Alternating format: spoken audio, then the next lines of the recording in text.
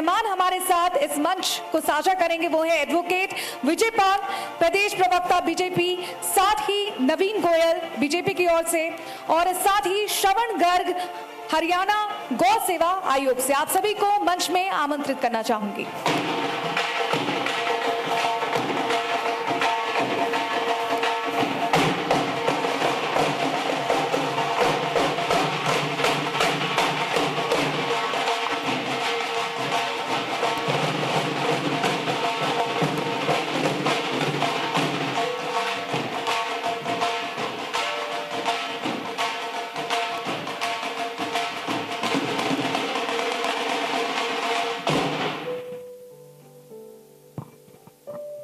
Thank you वर्षा, और आप सभी खास मेहमान जिन्होंने अपना कीमती समय यहाँ दिया और आप यहाँ पहुँचे अपनी बात रखने के लिए, आप सभी का बहुत बहुत शुक्रिया। नवीन गोयल जी बीजेपी से हैं हमारे साथ, बीजेपी विजय कुमार प्रदेश प्रवक्ता बीजेपी। सबसे पहला सवाल नवीन जी आपसे ही है जी। अगर हम विकास की बात करते हैं तो विकास को आप कैसे देखते हैं, क्योंकि लगातार बीजेपी विकास को लेकर बात करती रही है, विकास की बात ही करती रही है, और ये कहा जाता रहा है कि सबसे ज्यादा अगर विकास हुआ है किसी की सरकार में तो वो है बीजेपी की सरकार। कितना विकास आप हरियाणा में देख पा रहे हैं? देखिए, मैं सबसे पहले तो आपके सभी दर्शकों को होली के पावन पर्व की बहुत बहुत शुभकामनाएं देता हूं। होली का त्यौहार आप सबके रंगों में सभी दर्शकों के लिए बोलना चाहता हूं कि रंग भर जाएं सभी के जीवन में और सभी सेफ होली खेलें। और मेरे पास पर्यावरण की जिम्मेदारी है, तो सबसे पहले कहना चाहता हूं कि हम पानी का वेस्टेज ना करें, क्योंकि पानी बचाना बहुत ज़्यादा ज़रूरी है। हमारा वाटर लेवल बहुत नीचे जा रहा है, हम फूलों की होली खेलें। जो बात आपने हरियाणा में विकास की कही है, देखिए जब से पूरे देश के अंदर ऐसे विश्व के शक्तिशाली नेता आदरणीय प्रधानमंत्री नरेंद्र भाई मोदी जी के नेतृत्व में सरकार बनी है और उसी तरीके से माननीय मनोहर लाल जी के नेतृत्व में हरियाणा में सरकार बनी है, तो मैं कहना चाहता हूं कि विकास का पहिया एक समान पूरे हरियाणा में विकास हो रहा है। सबसे पहले तो मैं विकास को डेफिनेशन करने के लिए अभी 3-4 दिन पहले ही माननीय नितिन गडकरी साहब गुरुग्राम में 5 गाँव में आए थे।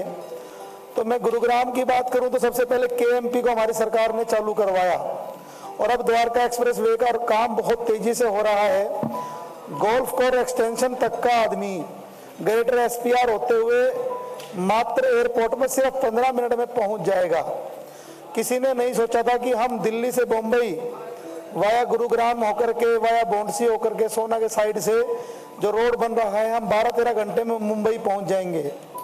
किसी ने नहीं सोचा था कि हम कटरा सिर्फ 6 घंटे में पहुंच जाएंगे, अमृतसर सिर्फ 4 घंटे में पहुंच जाएंगे और श्रीनगर 8 घंटे में पहुंच जाएंगे।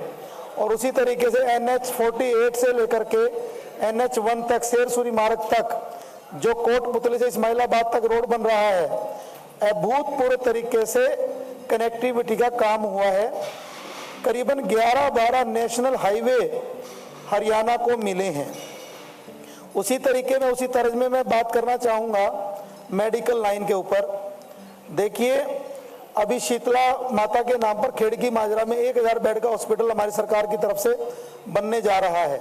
सरकार ने जब ये कोरोना की स्थिति आई तो पिछले तीनों लहर के अंदर जिस तरीके से मैनेज किया, हर घर को हमारे प्रधानमंत्री जी के नेतृत्व में वैक्सीनेशन मिली, हर व्यक्ति को, हर घर से कोरोना के टेस्टिंग का काम हो, चाहे वो क्राइसिस को रोकने के लिए जो काम किए वो बहुत ही अद्भुत थे।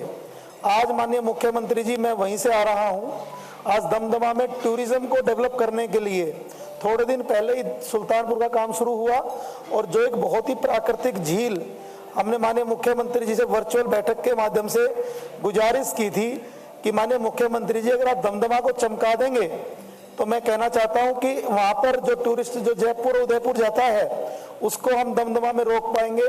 साथ में सोना में गर्म पानी का चश्मा है, तो माननीय मुख्यमंत्री जी ने हमारी रिक्वेस्ट को स्वीकार किया और आज वहां पे पूरा एक एरो शो हुआ है बहुत ही टूरिज्म को भी बढ़ावा मिलेगा, स्पोर्ट्स को बढ़ावा मिलेगा। अगर मैं विकास कार्य गिनाने लग जाऊं, सिग्नेचर टावर चौक, आपने टूरिज्म की बात की, आपने हाईवेज की बात की कि कितने सड़क निर्माण किस तरह से तेजी के साथ हो रहा है, लेकिन सवाल ये भी है, सवाल महिला सुरक्षा को लेकर है, सवाल कानून व्यवस्था को लेकर है, जिसको लेकर लगातार विपक्ष आप पर हमलावर रहता है। देखिए, ये बात बिल्कुल सही है कि महिला सुरक्षा एक बहुत बड़ा मुद्दा है। सबसे पहले तो मैं अभी महिला दिवस गया है, मैं सभी माताओं से, सभी बहनों से, सभी मेरी मातृशक्ति से निवेदन करना चाहता हूं कि हमें एजुकेटेड होना बहुत ज्यादा जरूरी है। हमें सभी सोशल वर्कर्स के द्वारा मैं निवेदन करना चाहता हूं कि झुग्गी झोपड़ियों में, स्लम बस्तियों में हमें पहले ये चिंता करनी पड़ेगी कोई भी बच्चा बिना शिक्षा के ना रहे। खासकर जब बेटी पढ़ती है तो वो 2 घरों को बसाती है, एक उस घर को जब तक वो शादी लायक जब तक रहती है, और एक शादी के बाद। इसके लिए हमें सबसे ज्यादा तो अवेयरनेस के ऊपर काम करना पड़ेगा।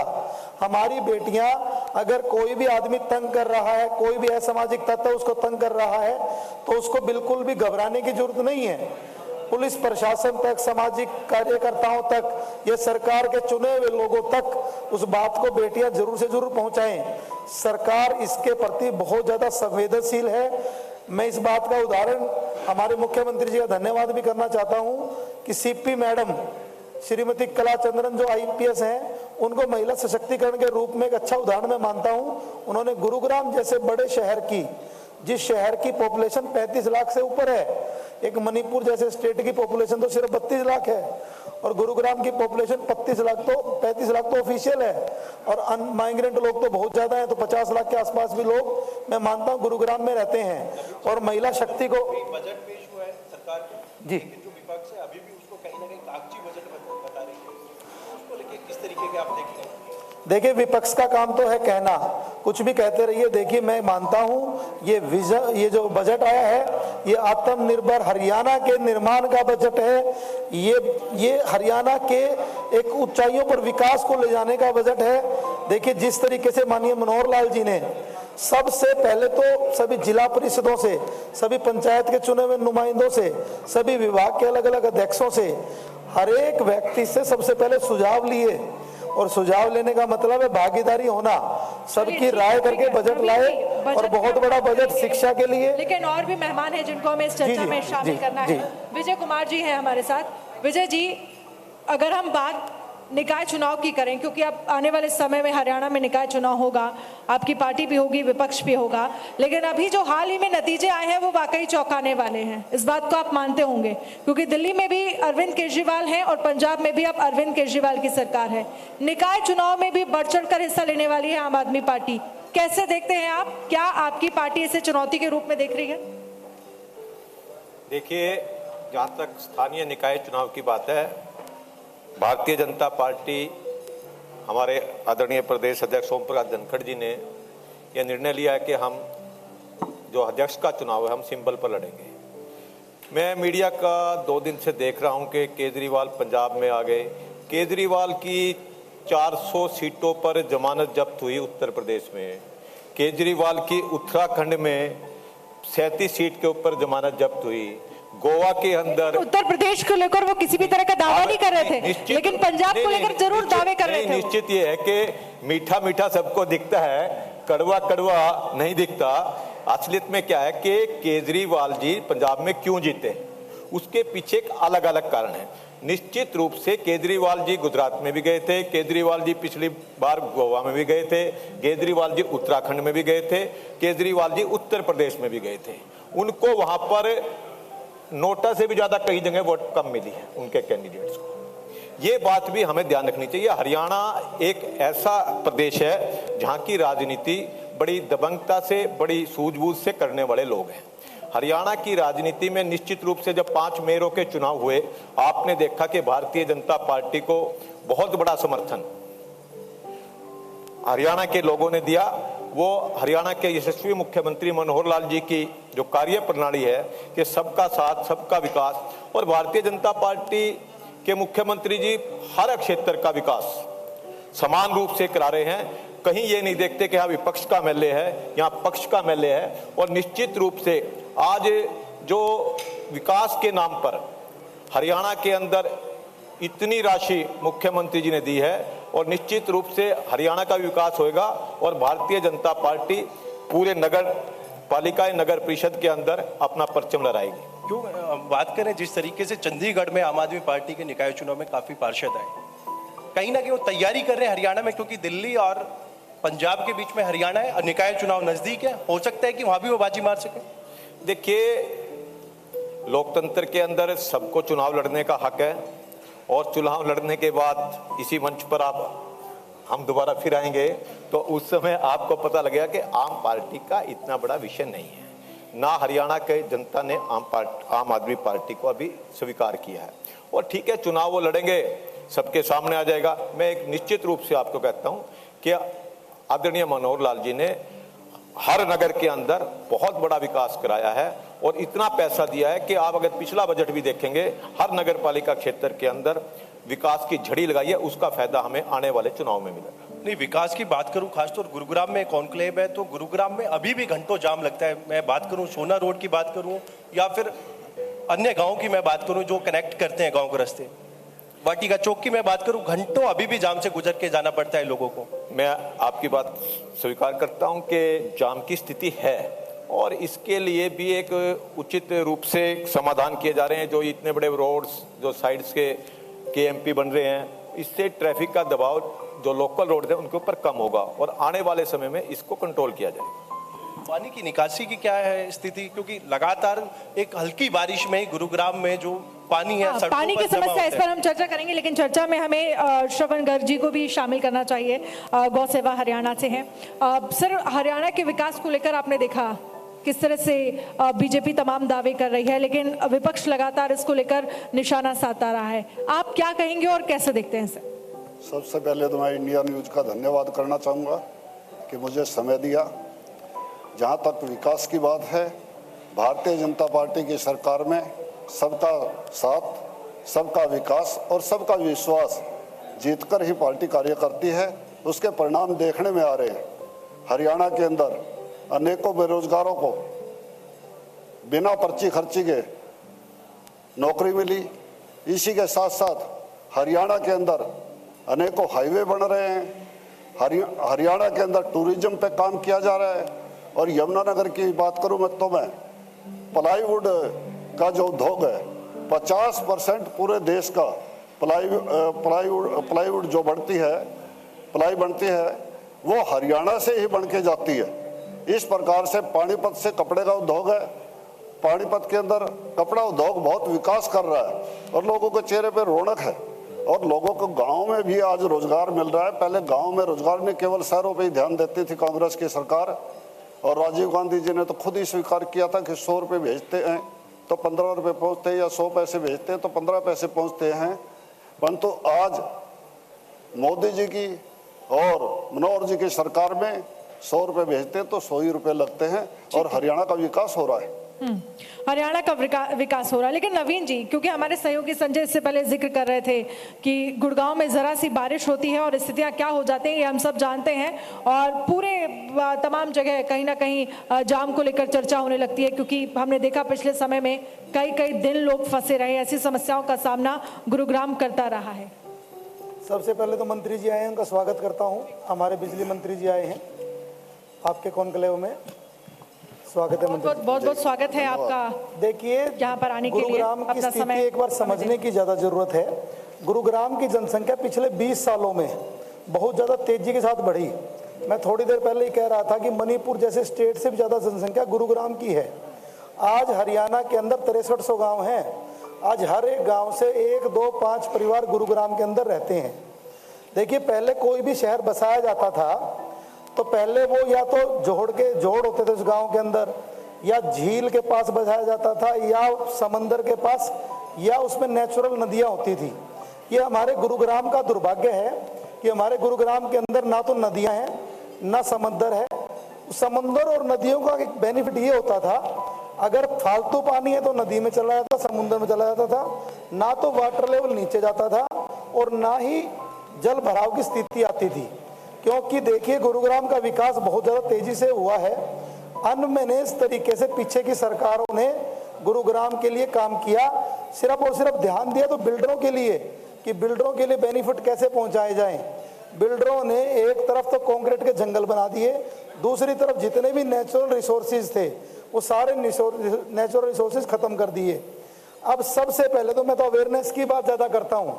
अब हुड्डा गवर्नमेंट में, सरकार में जब कंप्लीशन मिलती है, जब आप वाटर हार्वेस्टिंग का पूरा प्लान करके प्रोजेक्ट कर देते हैं। इसके लिए मैं सभी गुरुग्राम के रेजिडेंट को कहना चाहता हूँ कि देखिए, पानी बहुत ज़्यादा कीमती है। हमें सबसे पहले तो वाटर हार्वेस्टिंग के काम को प्रॉपर तरीके से करना है। अभी कुछ दिन पहले हम नगर कमिश्नर के साथ मिलकर हमने चर्चा की कि जितने भी पार्क सेक्टर्स के अंदर हैं, उन सारे सेक्टर्स के अंदर बिल्कुल एक अच्छे लेवल के वाटर हार्वेस्टिंग बनाए जाएं। देखिए, पीछे जब भी जाम की स्थिति हुई पानी की वजह से, उसके बाद एक पूरी ड्रेनेज जो खांडसा की तरफ से बादशाहपुर ड्रेनेज जिसका नाम बोला जाता है, अब वो ड्रेनेज जल्दी शुरू हो जाएगी। उसके बाद जो जल भराव की स्थिति है, मैं मानता हूँ कि काफ़ी हद तक गुरुग्राम के अंदर सुधार हो जाएगा। लेकिन सबसे ज़्यादा जरूरी चीज़ मैं मानता हूँ कि जन भागीदारी और अवेयरनेस की है। जब हम सब मिलकर के थोड़ा थोड़ा पानी को बचाएंगे, जब हम सब मिलकर के वाटर हार्वेस्टिंग के ऊपर जोर देंगे, जब हम सब लोग 2-5 पौधे हर साल लगाएंगे, जब हम अपने आसपास सफाई रखेंगे, जब हम पॉलीथीन का इस्तेमाल नहीं करेंगे, तो मैं मानता हूं कि एक बहुत ज़्यादा चेंज हो जाएंगे। अगर हमारे को कई बात करें, आप पर्यावरण उसमें है, विंग में है, गुरुग्राम विश्व के मानचित्र पे पोल्यूशन में सबसे ऊपर रहा है। उसको लेके क्या प्रयास किए जा रहे हैं, किस तरीके का इन्वायरमेंट होना चाहिए, क्योंकि लगातार गुरुग्राम में जो पोल्यूशन लेवल है वो बढ़ता जा रहा है, और साथ साथ जो रोड साइड डस्ट है उसको रोकने के लिए क्या आपके प्रयास रहेंगे? देखिए, बहुत ही अच्छी बात है, ये बहुत ही ज़्यादा चिंता का विषय है। साल में 5-4 दिन तो गुरुग्राम में ऐसे आते हैं कि आंखों में जलन होने लग जाती है। इसके लिए और एक और चिंता का विषय है कि 10 लाख फ्लैट गुरुग्राम में बनकर के तैयार हैं। जिस दिन 10 लाख फ्लैट में लोग आ गए, और आने भी चाहिए, जिस दिन 10 लाख फ्लैटों में लोग आ गए तो 15 लाख गाड़ियां और गुरुग्राम के अंदर आ जाएंगी।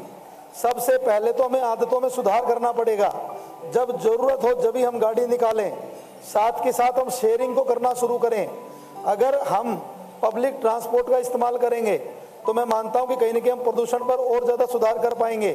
साथ के साथ में जो मैंने अभी थोड़ी देर पहले बात की कि हमें ऐसा ध्यान देना पड़ेगा, जितनी भी कंस्ट्रक्शन साइटें हैं उन सब साइटों पे हम प्रॉपर तरीके से जो गाइडलाइन है एनजीटी की, उन सब गाइडलाइनों को प्लान करके ही काम करें। मैं मेरी एक साइट सेक्टर 17 में बराबर में बना रहा हूँ। अगर आप जाकर के देखेंगे तो मैंने चारों तरफ अपने चद्दर लगवा करके प्रॉपर तरीके से काम शुरू किया है। ये काम हम सबको सोचना पड़ेगा, और थोड़ा थोड़ा पानी का छिड़काव जहाँ पे कंस्ट्रक्शन साइटें हैं वो करना पड़ेगा। और साथ के साथ अगर कोई भी ऐसा इलाका दिखाई देता है जहाँ पर पोल्यूशन ज़्यादा है, खासकर मैं उन कबाड़ियों को, उन लोगों को सचेत करना चाहता हूँ कि जो पॉलीथीन जलाते हैं, जो कूड़ा जलाते हैं, डस्ट जलाते हैं, वो तार निकालने के लिए टायर जलाते हैं।